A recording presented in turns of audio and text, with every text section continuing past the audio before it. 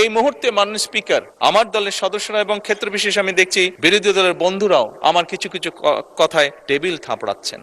মাননীয় স্পিকার, এই যে চেয়ারটা আপনি দেখছেন, যেই চেয়ারে আমি এখানে বসছি আপনার সামনে মাননীয় স্পিকার, এই চেয়ারটি খুব কঠিন একটি চেয়ার মাননীয় স্পিকার। এই চেয়ারটি দেখলে মনে হয় বসতে খুব আরাম, আসলে মাননীয় স্পিকার মোটেও আরামের না।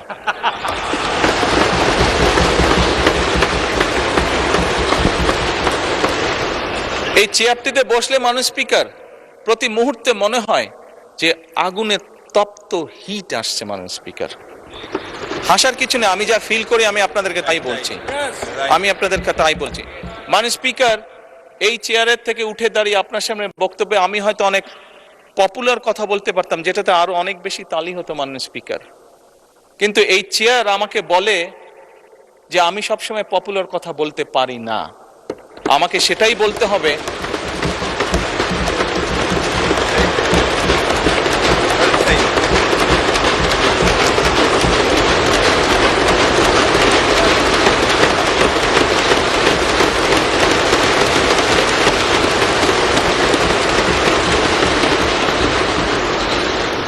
মাননীয় স্পিকার, একজন রাজনীতিবিদ হিসাবে আমারও তো ইচ্ছা করে পপুলার কথা বলতে, যাতে জোরে জোরে তালি পায়, কিন্তু এই চেয়ার প্রতি মুহূর্তে আমাকে স্মরণ করে দেয়, no, you have to take the right decision, not the popular decision.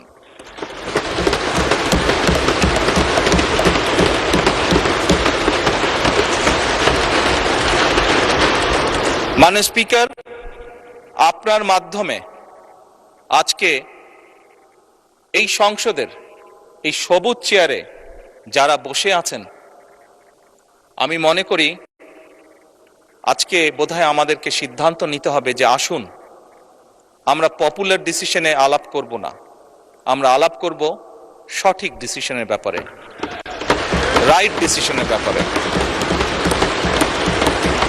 মাননীয় স্পিকার, আজকে এই সংসদ অধিবেশনের শেষ দিন, আজকে অধিবেশন শেষ হয়ে যাবে।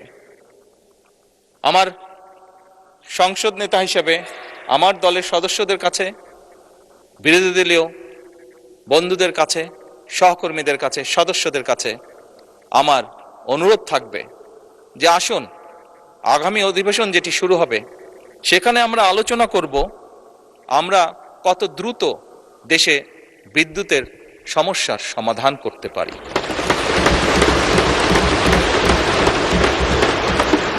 মাননীয় স্পিকার, আমরা আলাপ